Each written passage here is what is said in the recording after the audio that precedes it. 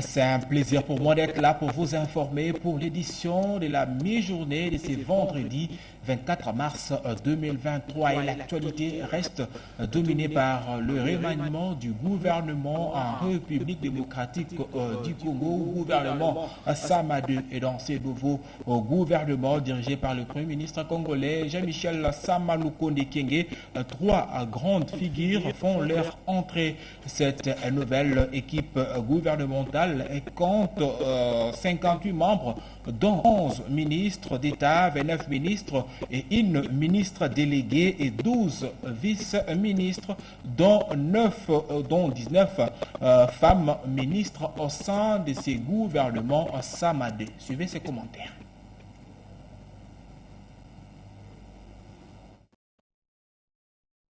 C'est le pays.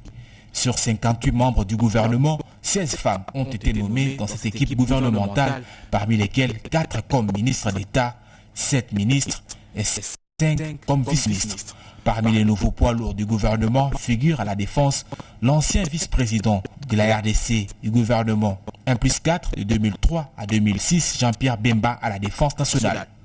Autre retour en grâce, c'est celui de Vital Kamerhe, ancien directeur de cabinet de Félix Tshisekedi, nommé à l'économie, au rang, lui aussi, des vice-premiers ministres, ministres de l'économie. Moussa Nyamwisi, Peter Kazadi, Toulouka Judith, François-Claude Kaboulo font leur entrée dans ces gouvernements, respectivement ministre de l'intégration régionale, intérieur, plan, sport et loisirs.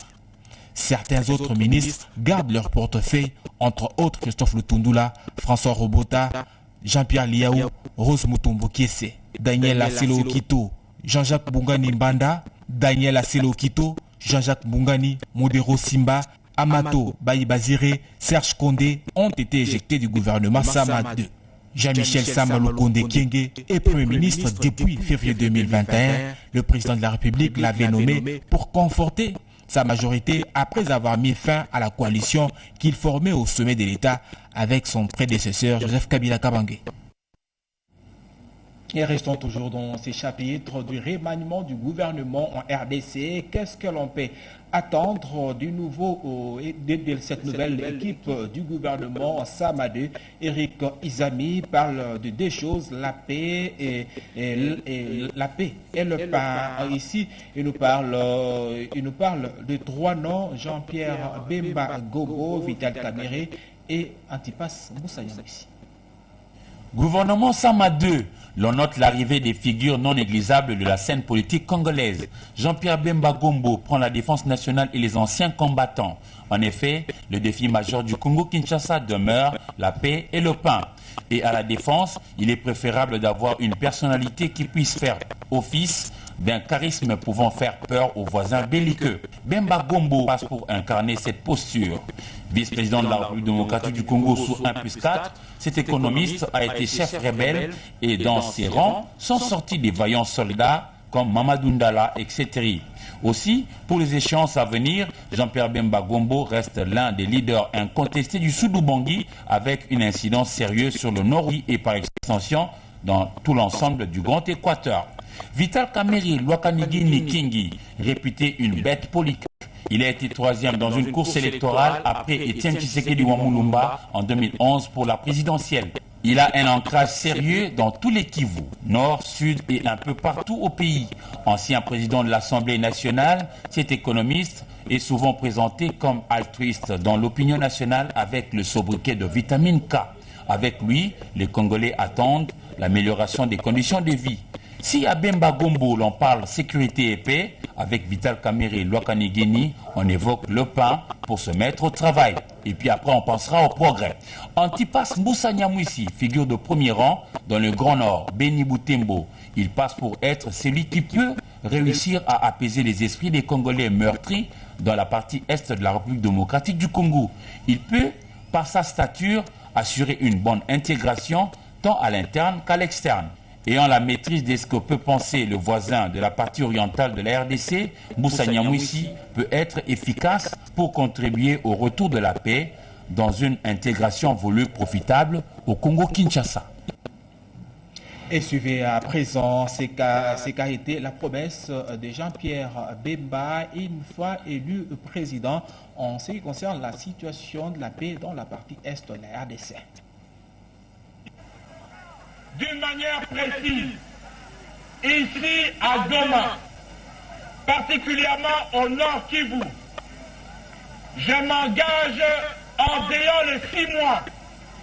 J'ai bien dit dans les 6 mois, si je suis élu, à rétablir la sécurité dans tout le Nord Kivu.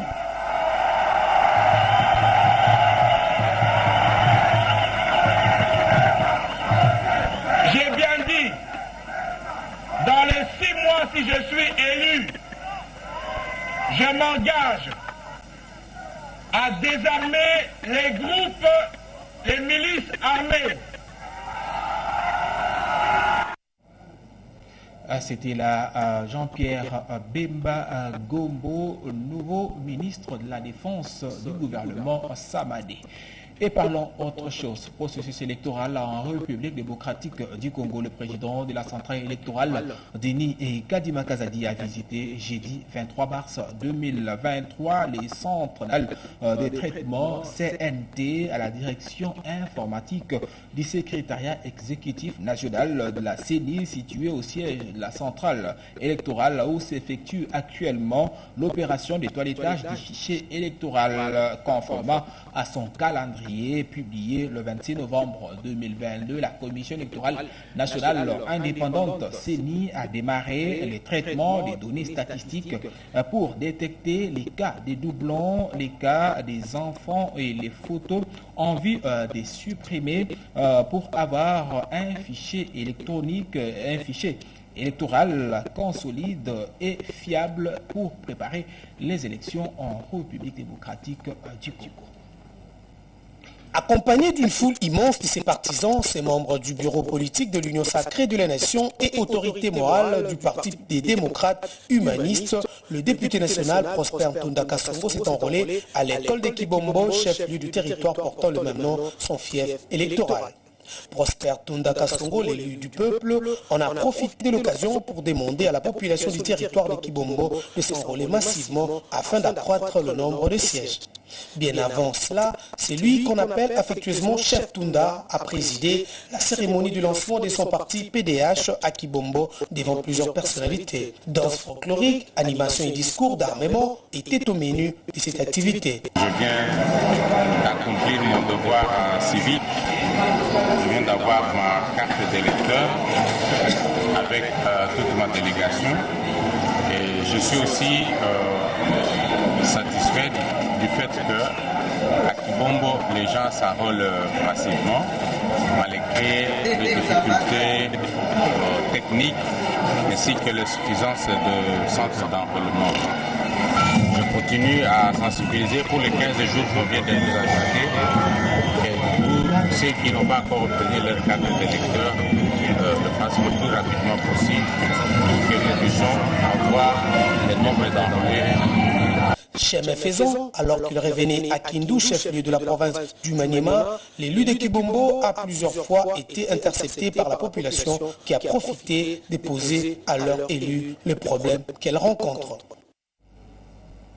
Et vous venez là de suivre le député national Prosper Ntunda Kasongo qui s'est fait enrôler mercredi 22 mars 2023 à l'école de Kibombo, chef-lieu du territoire de Kibombo, son fief électoral, toujours dans ce registre de la politique en République démocratique du Congo. Et parlons à présent de la première dame de la RDC, Denise Nyakero Tshisekedi, qui a pris part à l'atelier des professionnels de médias sur l'état des lieux de la situation des femmes des médias en Afrique francophone. Durant 2 jours, les participants ont réfléchi sur le harcèlement sexuel dans la sphère médiatique. Mettre en place une brigade anti-harcèlement est l'une des recommandations issues de ces travaux. Reportage Patricia Moleko.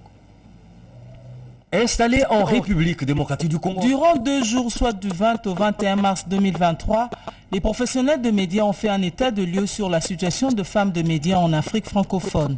Cette rencontre a été une occasion pour les femmes de médias, toutes tendances confondues, c'est-à-dire les journalistes professionnels des médias traditionnels et celles des médias sociaux, TikTok, Facebook, Twitter ou autres, de partager sans tabou les expériences vécues en matière de harcèlement sexuel. Ces participantes ont proposé quelques pistes de solutions pour bannir ces fléaux. La première dame de la République, Denise Nyakeru Tshisekedi, qui milite pour la promotion et la défense des droits de femmes, a également pris part à ce forum.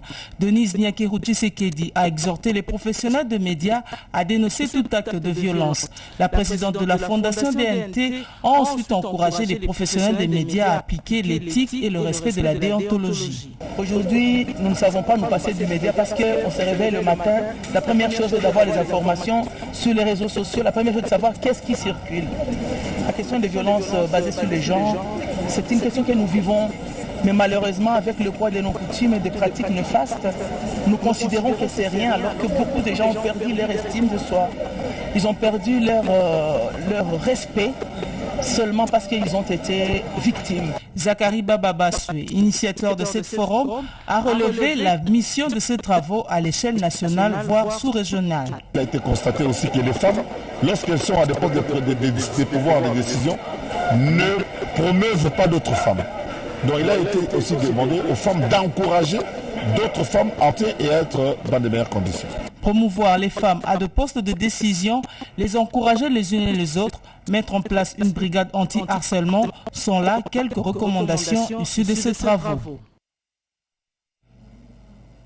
Et parlons autre chose à présent. En 2003-2023, cela fait exactement 20 ans depuis que la microfinance Finca s'est installée en RDC et pour la circonstance, son comité de gestion a animé une conférence de presse à Léon Hôtel pour faire le bilan de ses parcours et évoquer le perspective d'avenir. Reportage pour l'organisation.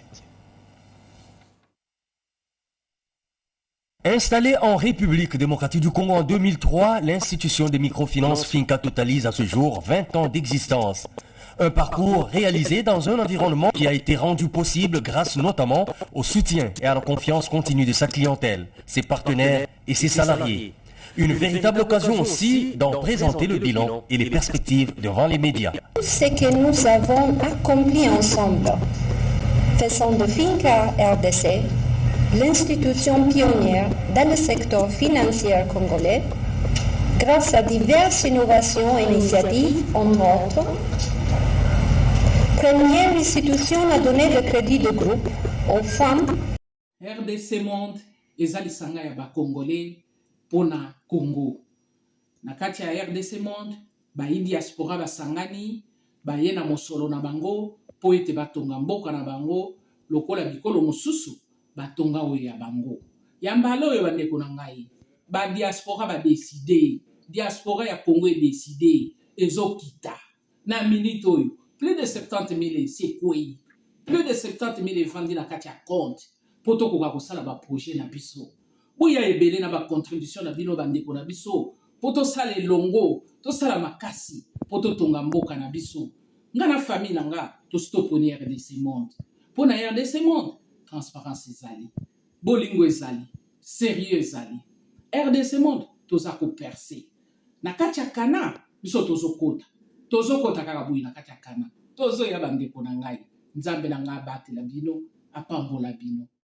Bandeko boya ebele, tozala ebele pona kotonga mboka na biso. RDC Monde ezali pona développement ya mboka na biso. Ndeko na ngai bokota ebele, bokota.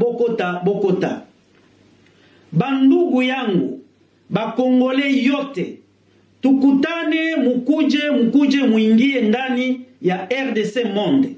RDC Monde iko ni juu ya kufanya bitu ya munene, bitu ya kabambi kule kwetu Kongo. RDC Monde iko juu ya development. Kuya ingie ndani ya RDC Monde.